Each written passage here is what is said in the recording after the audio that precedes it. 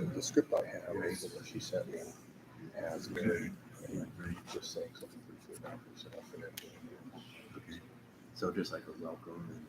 yeah. Right. Okay. Yeah. And then whenever you That's read fine, a card it's from just the audience, you just make a card from the audience. Right, for sure. I mean, what you tell me, if you that's would it. like to say anything. No, that's okay. Okay, because I have a point here where I thank you. And I could, Yep. No, that's fine. All right. Okay. We're ready to roll. Okay.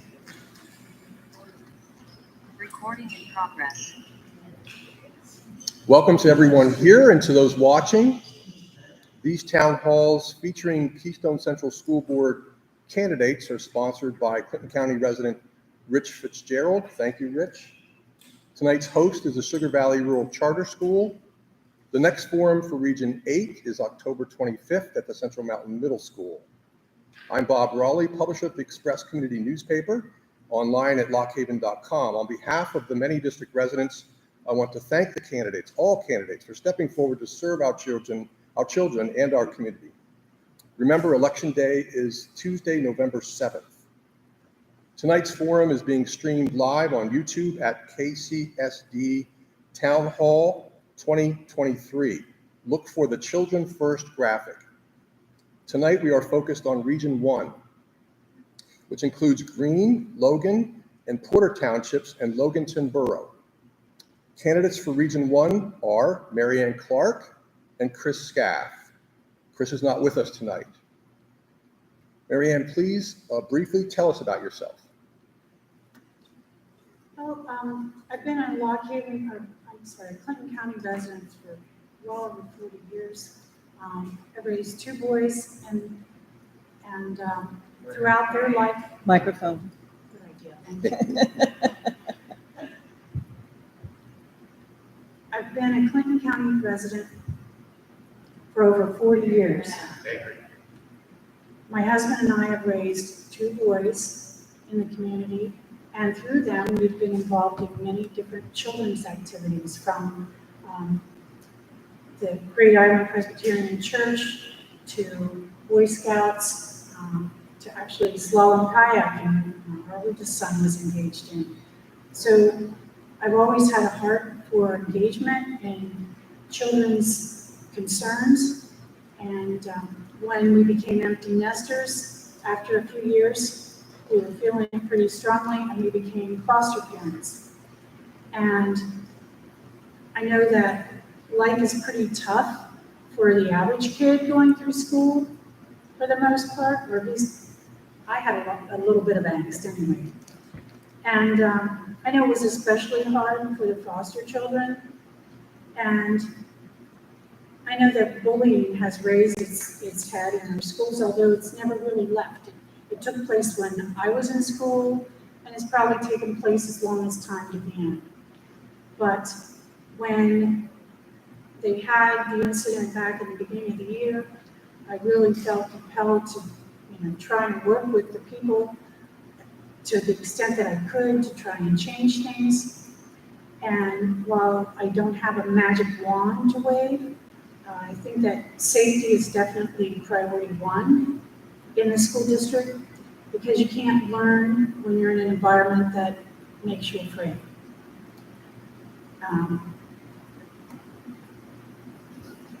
And again, I've just always been drawn to activities that support or sustain children. I'm not a teacher.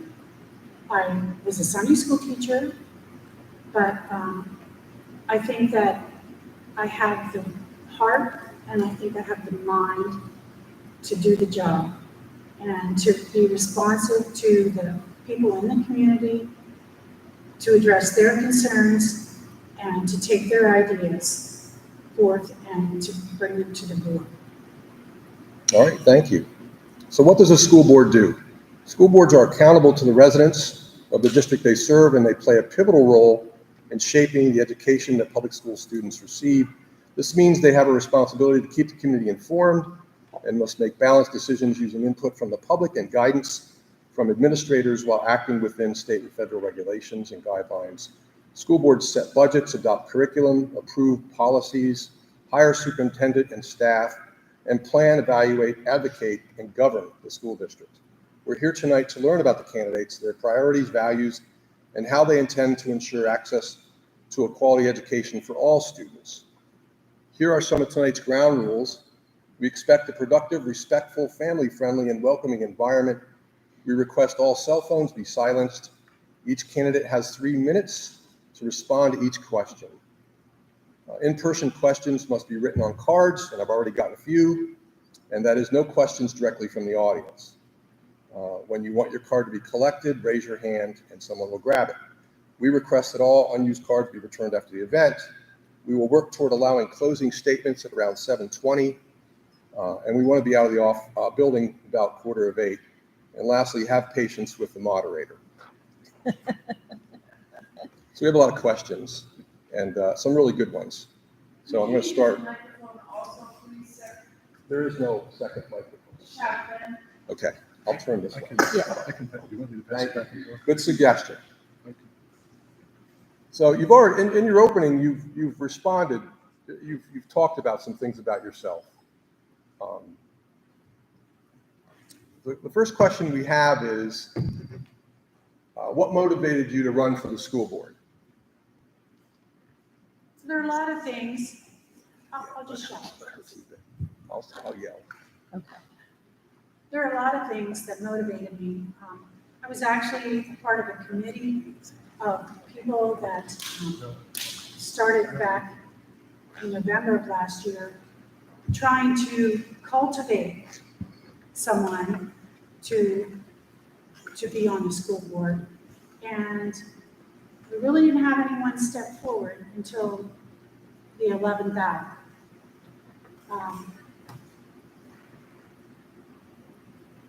I had some discussions with a couple of the other candidates and decided that the school board needs a place for the truth, and the school board needs a place for people to cooperate and work together for the betterment of the children and their education and the communities for which we serve. And I wasn't seeing that. So that's why I then went and threw my hat into the ring. I believe that if you're going to talk about anything, if you're going to make a statement, you need to have something to back it up. I think our community has a huge disservice by a lot of things that go on in the area, the untruths and the innuendos, when we just need the truth. We need to show our children how to find the truth. And that's why I'm running. Thank you. We have a question from the audience. What is the biggest challenge Keystone Central faces in the next 4 years? And in listing those challenges, what are some of the solutions you find?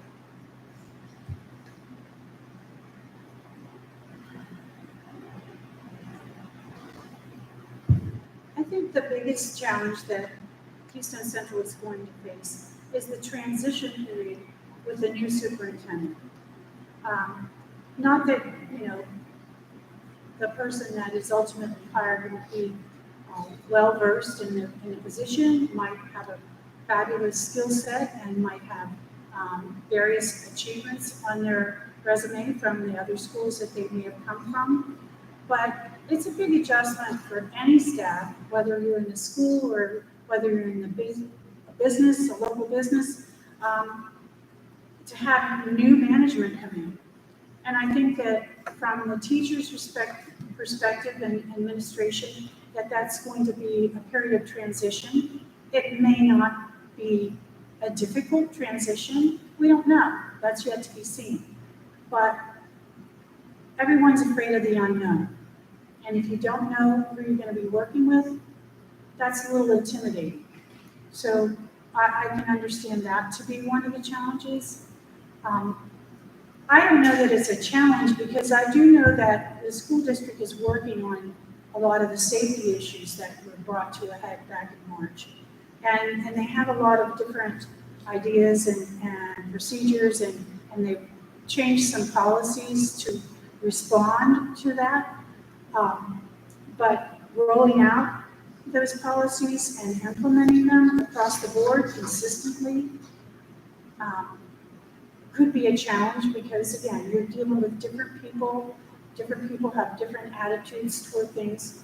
And the main thing is to just try to get everybody on the same page to move forward and make sure that the school is a safe environment for both the staff and the students. I don't know that it's necessarily a challenge, but my personal belief is that I think that we could raise our academic scores. And I don't really know how to best do that. I know that a lot of students' scores is responsive to how they learn in school, and students learn different ways.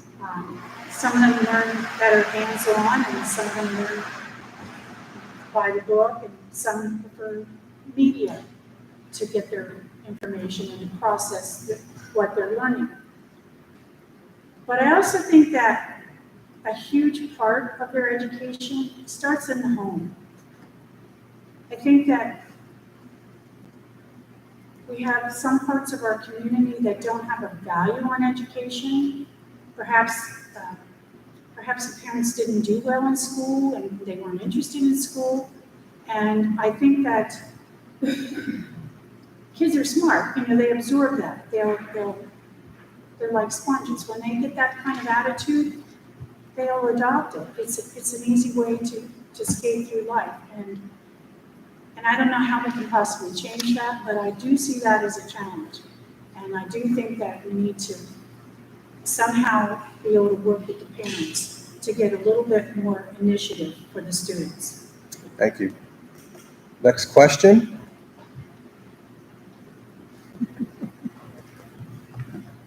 What are some of the valuable life lessons you've experienced and learned, and how you apply those experiences and lessons if you serve as a school board member?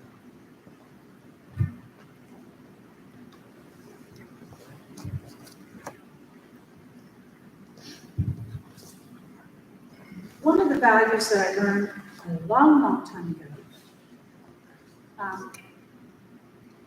is the value of honesty. And I see how dishonesty is destroying our nation. And so many times in the last, 3 to 4 months especially, I just kind of said to myself, the only thing you can do is be honest. I don't have a college degree. I have taken some college courses. I love to read. I've been a voracious reader. And quite honestly, I'm kind of petrified sitting here right now. I thought, when I came in tonight, I thought, I think it would probably be easier to just be on the board and sit down and get to the work of getting the job done than it is running for the school board. But honesty is really one of the values that I think transcends a lot. And I think I can really take that and pass that along to my constituents. If they want to know what's going on, unless it's a personnel issue or an issue concerning a specific student that requires privacy and can't be divulged by law, then I'm going to be honest with them. Thank you. Thank you.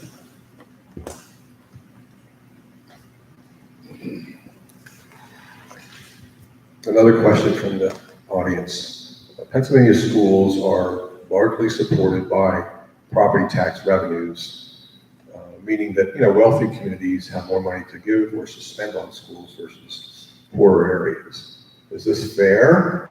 And what are your thoughts on that?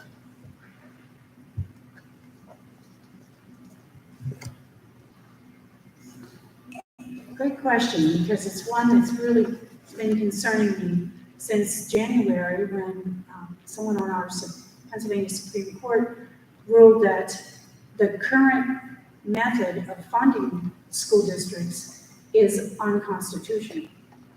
So I may not have a degree, but I've been crunching numbers. I have a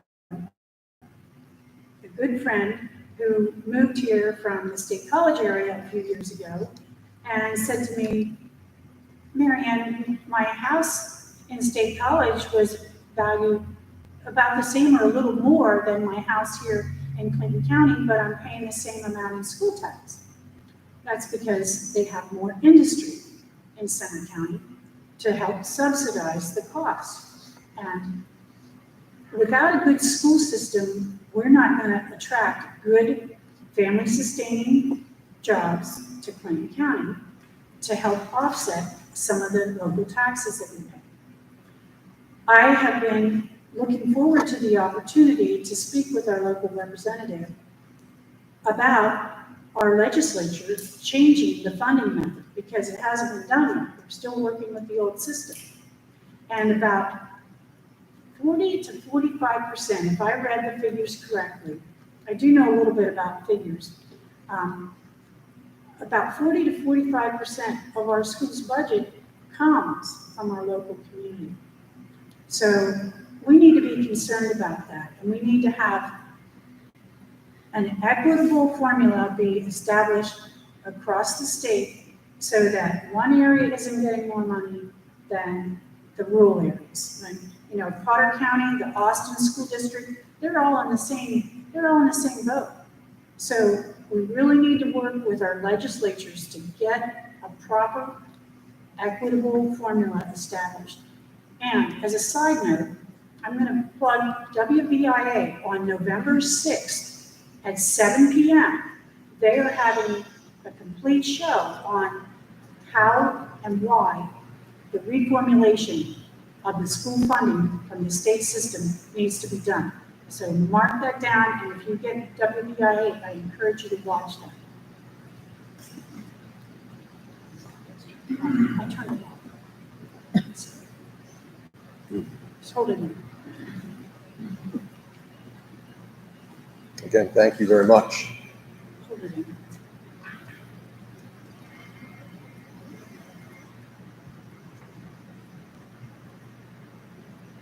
So another question, depending on what committee you choose to be on, school board members may be needed to attend multiple meetings per month.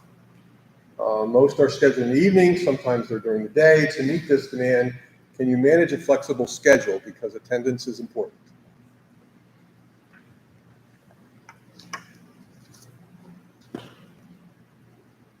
That's a really good question. And the answer to that is the reason that I haven't run before. I'm recently retired, and I've always wanted to be involved back in the community to a greater degree. I don't know how I ever had time to be involved in the activities when my kids were little and I was working full time. But I'm retired now, so I really look forward to being able to serve, and I do have flexible hours, so that isn't an issue for me at all. Plus, some of the meetings are offered via Zoom. So, and by the way, not enough of the general public attends those committee meetings. They're open to everybody. The curriculum meeting, the policy meeting, the safety meeting, they're open to the general public. They're not doing things behind the scenes except, like I said, things of a personnel or a specific student, any issue like that. They have to do those behind closed doors. The other ones are open to the general public.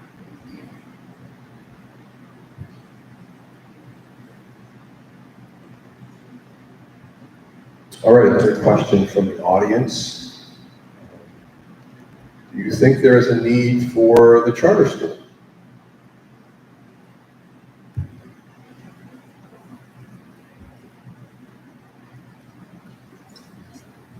I'm not sure if the need, I'm not sure, but I do say the charter school, yeah, there is a need. Because the charter school meets the needs of students that are local, for one thing. It meets the needs of students who have a different learning style. when you're dealing with students, and so many students, and I had this issue with my youngest son. He was kind of like a square peg in a round hole.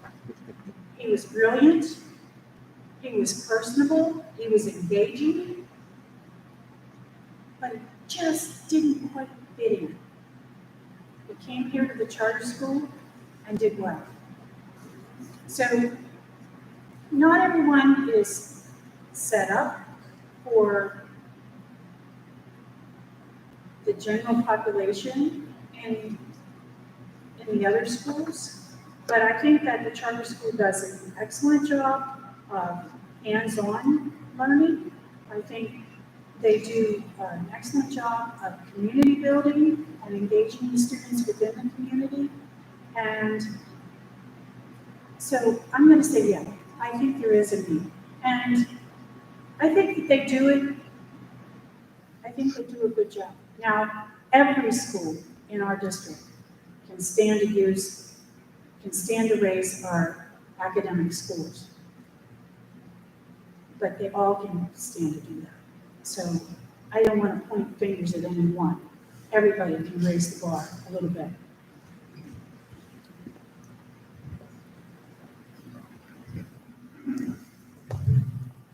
Another question from the audience. Based on your experience, being a taxpayer and a voter and a parent in particular, do you think the school board actually has power, or are they really just advisors? Are the members just advisors?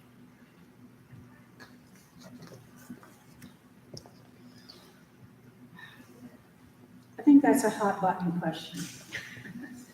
I think that they are advisors, and I think that they can bring things to the administration. I think they are limited in some ways, but I also think that they have powers that may or may not be exercised depending on how the administration handles things. And I think this is going to get me into trouble, but it's just my opinion. And I think that it's incumbent on the school board to be responsive to their constituents, not necessarily responsive to the administration, unless that aligns with the achievement of excellence in education and school safety.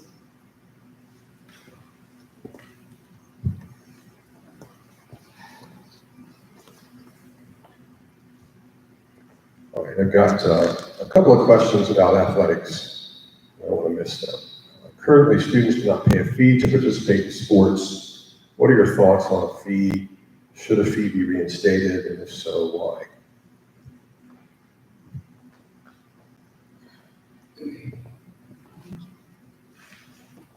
Did you say reinstated?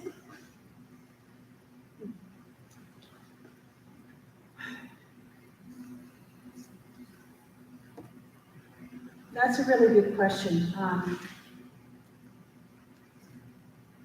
First of all, I think I disagree, although before I had a chance to review the entire budget, I agreed with somewhat of a school tax increase. But after further review and seeing the amount in our reserve fund, yeah, I don't think so. I had someone say to me recently, how does playing football help you in college? Or how does football help you in real life? And there was a time, because I am a taxpayer and I'm on a fixed income, okay? A really fixed income. There was a time when I would have written off sports as a whole.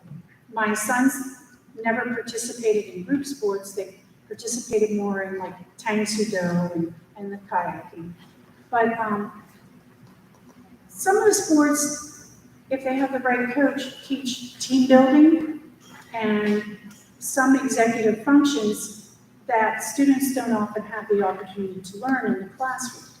And I think those are important. It might give a student leadership skills. Different sports might give them, community effort skills. And we certainly need a lot more community effort. I know there are schools in some districts where students pay to have their, where taxpayers pay to have their students bused to school. If your kid rides bus, you gotta pay for that bus. My niece is a good example out in Kansas City. I don't ever want that kind of thing to see that happen here, and it's nothing that I would propose. But I would have to take a good, long, hard look at the budget before cutting any sports. And I also think that it would be important to review sports participation levels, because, if they don't have a specific participation level, then why are we offering that? But that's just one idea. It's a tough one, especially in this area where a lot of people hang their hat on, becoming a professional sports player.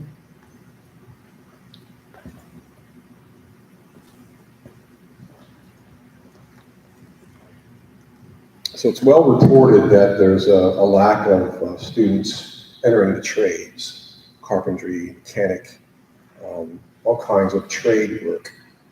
Keystone Central at Central Mountain High School has a career and technology center that offers some of those, a lot of those trades, a good number of them. Can you talk a little bit about your thoughts on CTC and if it should be expanded?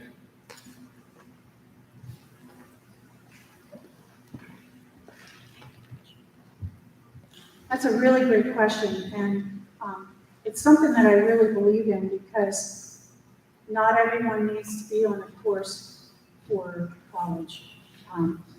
And when kids graduate, if they don't want to incur a huge debt for college, they need to have some skill set. I firmly believe in the CTC program, and I'm really pleased with their partnerships with some of the local industries. I know that they partnered with Precise Electric, and I don't know all of their partnerships they've had. What I would like to see them partner with, and I would also like to see a little bit more here at the charter school, but I can't have any input here, would be partnership with the trade unions.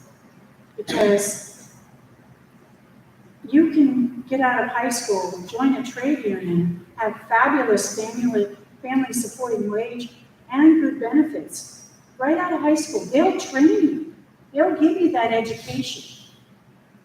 And that's something that I don't know how or if it would be possible to partner with through Keystone Central, but I really think that it's something we should take advantage of, because we do have different shops in the area that may be willing to work with the kids.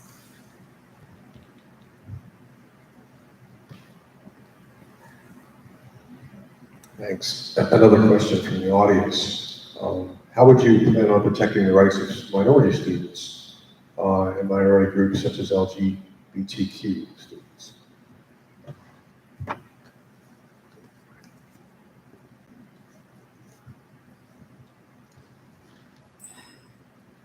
That's a really big question.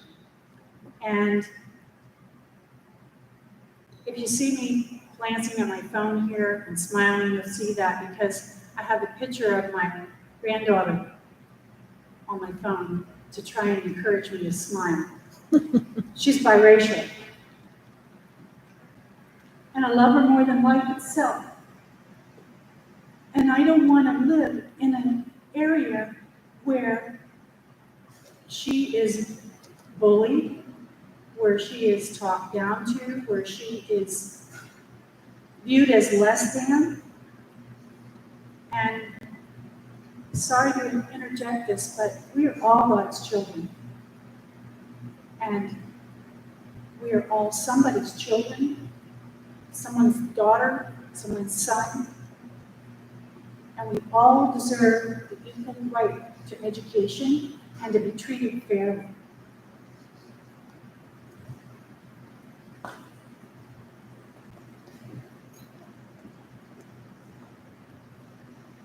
Okay, thank you. Another question from the audience about offerings in the schools. And it mirrors questions that were presented earlier. They talk about art and music and drama are offered on a limited basis. So what's your view on that? If indeed that's true, there are drama clubs, there's some clubs along those lines. And also, what do you think is the importance? How important is theater, music, and drama and art in schools?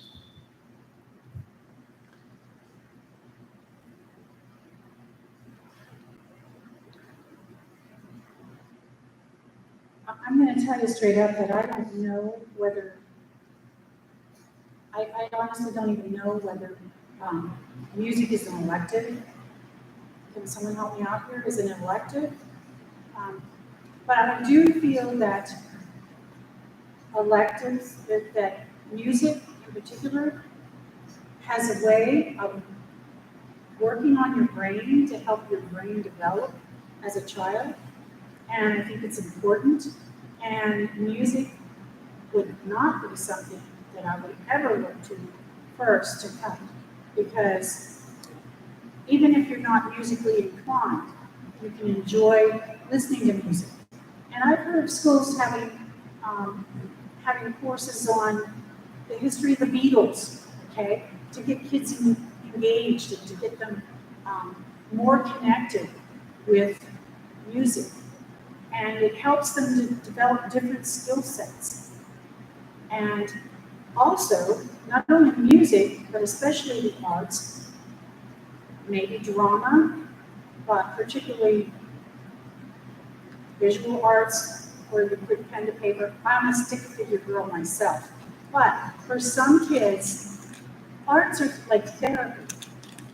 And when we have mental health issues, that's an easy, low-hanging fruit way to start.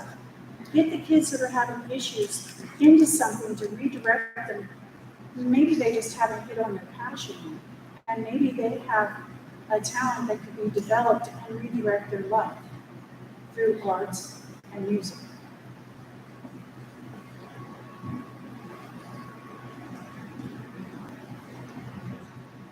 Okay, so let's talk about what they're teaching, curriculum.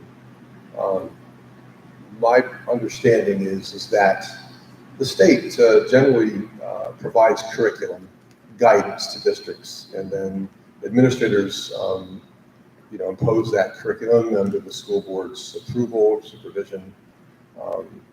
In other words, what are they teaching in the schools? What would you like to see? What should they be teaching more of? What should they be teaching less of?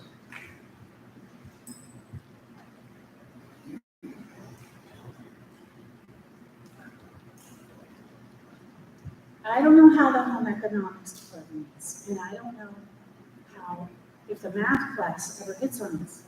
But I would like to see, and it could be there, I'm just not sure. But I would like to see kids have a solid education in how to change a tire, how to balance a checkbook, how to navigate calling the electric company when your power goes up, okay? How to cook a basic meal, how to sew a button back on, iron something. I think we've lost some of those arts. And while that's not the priority, I think that if it's not offered, it needs to be, because some of those are just basic life skills that you need to get through college and to get through life. Other than that, I think we need to focus on civics, the Constitution, what it really means. We have some pocket constitutions over there on the table.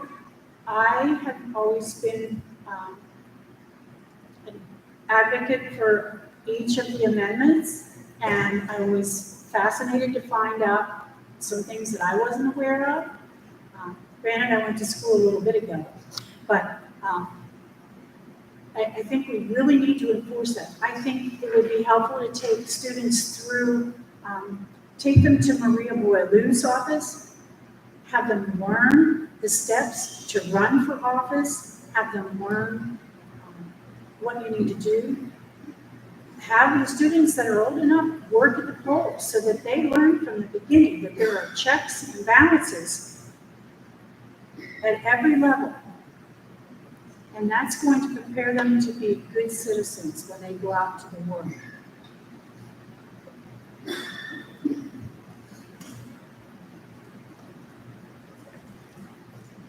You mentioned, Ariane, you mentioned taking students out into the field, like with the county election office. Keystone Central has a co-op program where students go to local employers and work, and they're paid. Right. And they have to jump some hoops to do that. They've got to show their accountability. They got to be responsible. I know the newspaper has, for a long time, used a co-op student. What are your views on co-op? Should it expand? How important it is? Is it to you as a candidate?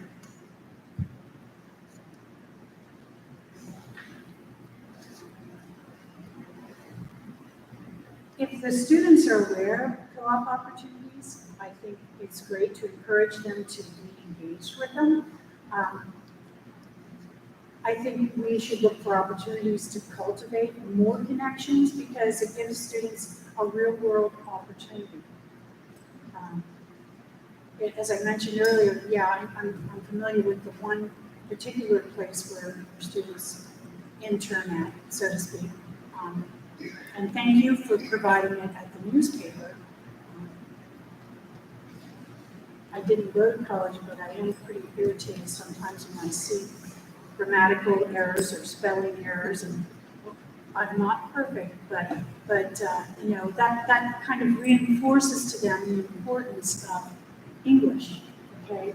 Or maybe you have a co-op at a machine shop, and it teaches you the importance of spatial relationships or algebra, for tensions and different measurements. So I think co-ops are a good thing, and I think we should cultivate them and use them to the maximum capacity that we can.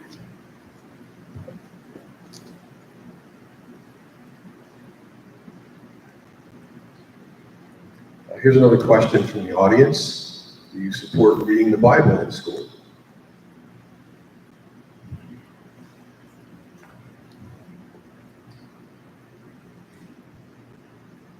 Okay, this is a hot button question. That's okay. I'm a Christian.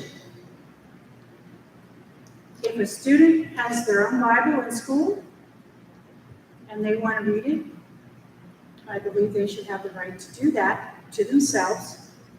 I do not believe the school should force any religious reading upon the students.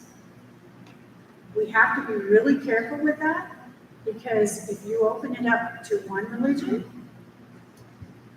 then you have to be willing to open it up to other religious documents. So again, if a student wishes to read that on their own time, to themselves, I don't have a problem with that. I just don't feel that it should be taught in our school. I believe if parents want their children to receive a Christian education, that they have the opportunity to do that through their church.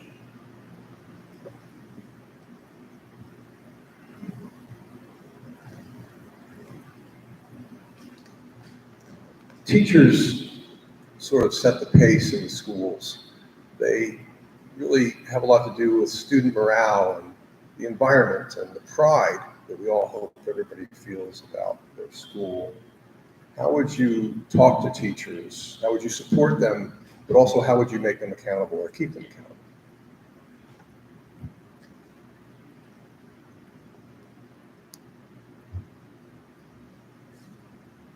I have to tell you that teachers have one of the hardest jobs in the world. I didn't used to think that until I had to sit in on a classroom for 4 days because one of the foster children we had, their wraparound person was not available. I think it's difficult for teachers, and I think that we really need to support them, especially through the new administrative transition that we're going through. But I do think they need to be accountable. I have actually heard from students that teachers are not consistent in the enforcement of some of the rules. And I think there needs to be a way for not only students to express that, but parents to express that. And I know everybody comes from a different background and everyone comes from a different perspective, and you have a whole different way of viewing things. So in a large institution, such as a school district, it's difficult to get everybody on the same page. But I think we need to make whatever steps we can, even if that includes retraining or reviewing policies. We need to do that in order to support the teachers so that they can implement appropriately.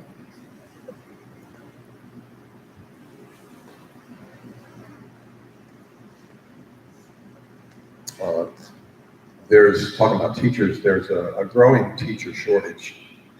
There's a growing shortage of substitutes. You can drive by a school today and see a sign out front looking for substitutes. Never seen that before. How would you try to reverse that?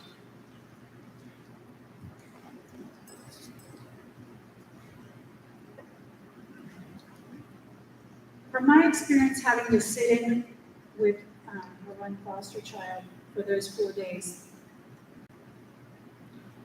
I would say that we have to listen to the teachers. We have to pay attention when they bring something to our attention and not just kind of brush it under the rug.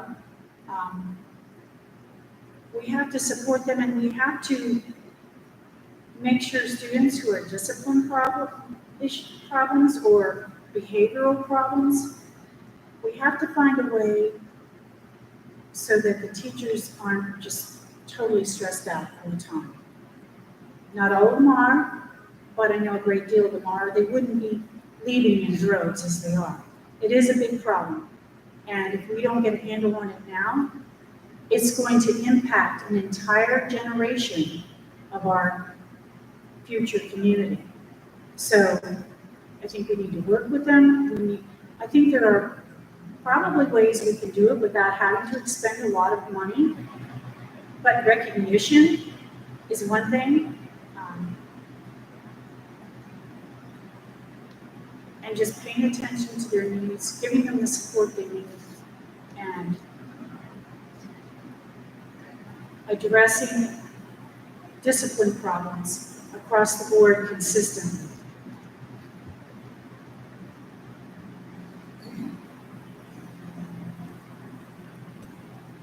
So as a segue to discipline, there was an assault earlier this year at the high school, and it caused a firestorm of criticism. It also resulted in some redirection by the district's investments and security issues in that. But I think we all can agree that there's a small minority of students causing problems. But that said, what have you learned about what the district has done? What would you do more or less of in regard to ensuring the security and safety of students?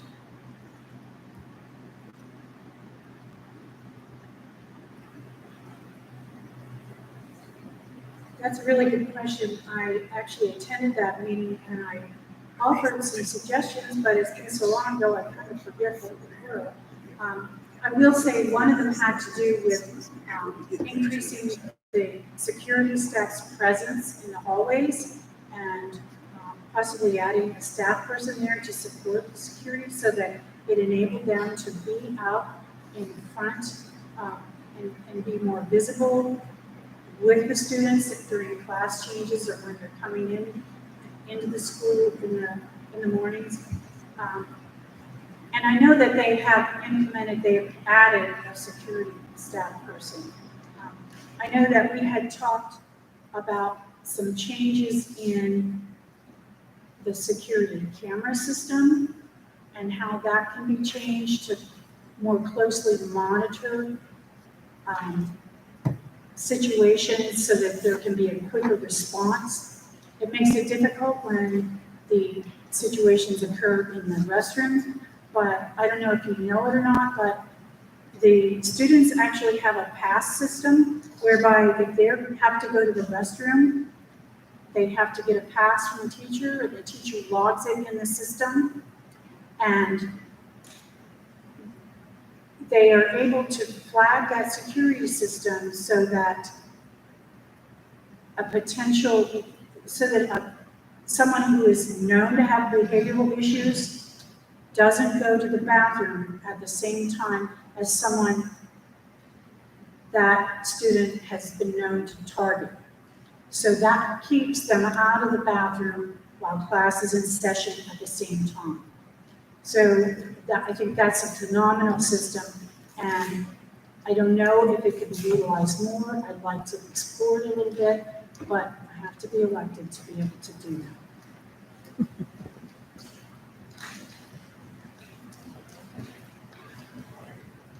Another question from the audience. Proposed laws were recently introduced, legislation was introduced in the Pennsylvania House to go through the Education Committee based on Florida laws.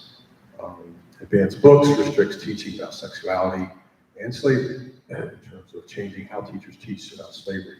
What do you think about that?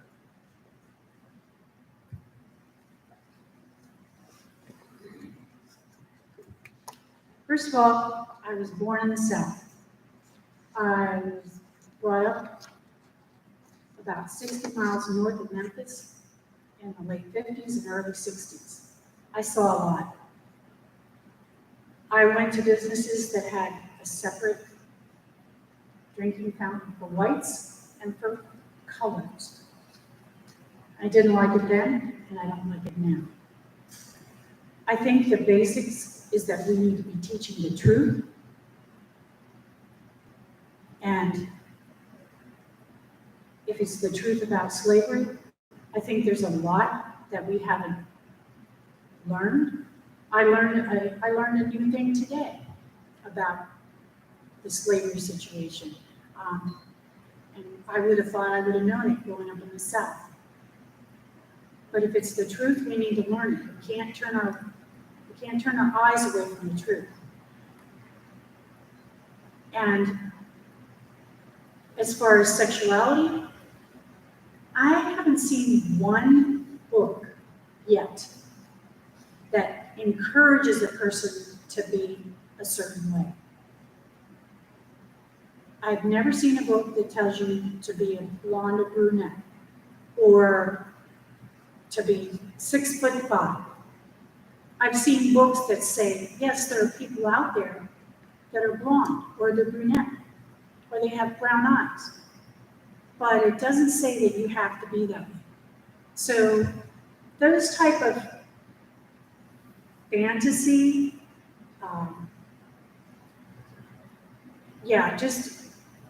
just fairy tales really, really bother me. Again, we need to be accepting of everyone. Not everyone is born the same way. Nobody knows what's going on in your head or your head. So we can't judge. We can only be accountable for ourselves. There's the one piece of legislation, and I hope I'm not jumping the gun because I don't know what you might ask, but I wasn't familiar with that legislation. I'm familiar with the one that allegedly gives parents parental rights for medical situations. And I believe, kid has to go to the hospital, you need to know that. But what they're really trying to do is, they don't want children to wear masks. And I get that, it's not fun, I hated it. I had to do it. But you know what, I did it because it was a matter of community safety. It wasn't just about me. When it's a matter of public safety and you're trying to get everybody to get through this pandemic, then we need to all work together for that. If your child has a specific issue that they can't do that, then, let's accommodate that. But carte blanche, I think we all need to work together when we're faced with such a dramatic and deadly disease. We need to work together.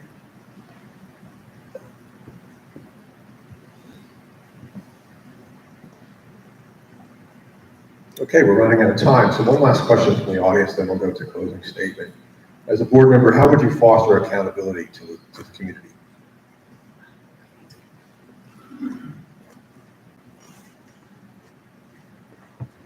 This will probably, if we ever are faced with another pandemic, this will probably pull the rug out from under that. But I have a plan to initiate a really accessible method for my constituents to reach me. I talked to a woman over the summer and she had an issue with the school bus and she didn't know who to call. She didn't know who her school board representative was. She was in a panic, rightly so. So maybe she didn't take the time to go to the webpage. But I will find a way to be accessible through email and through phone. I'll have a phone number that people can call whenever they have a concern or an issue and bring it to my attention. And if I don't hear from people, whenever important issues or policies or changes are being brought before the board, I'm going to reach out to random 25 people in my region. Logan Township, Green Township, Porter Township, and Logan Borough. I'm going to reach out to them. If they don't reach out to me, I'm going to reach out to them and say, hey, what do you think about this? What are your ideas? How do you feel? Because I'm representing them.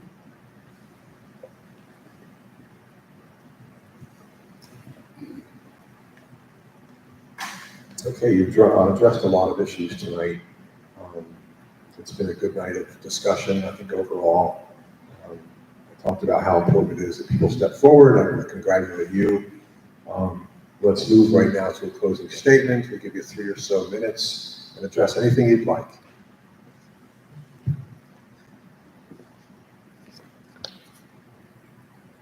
I had a couple notes here, but I've already said them. I do think, and I really hate to bring this up, but I really don't think that the school board is a place for politics. And a lot of what you mentioned that's going on in Florida, that's what it is. Because for the most part, everything's been okay. We haven't experienced a lot of the issues that might possibly be a problem somewhere. But it's just all fear-mongering, and I just don't think there's a place for that. I think that we need to all work together as a community and put the children's needs first, because it's their safety and their education that's foremost. And I think that's, if you can get that job done well, then I think that we've achieved the right goal. And in the interest of brevity, I want to thank everyone for coming tonight. I really appreciate it. I'm not perfect, but I do have the heart and the passion for the kids. And I want to thank everyone who helped make this possible. Rich Fitzgerald, and Debbie, and David, and you, Mr. Raleigh, and the members of the community. And just please come out and vote November 7th. And please watch the show on school funding on November 6th. Thank you.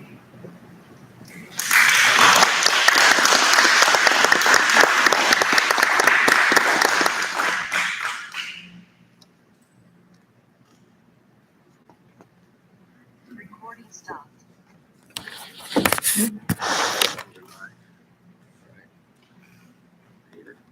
We no longer live.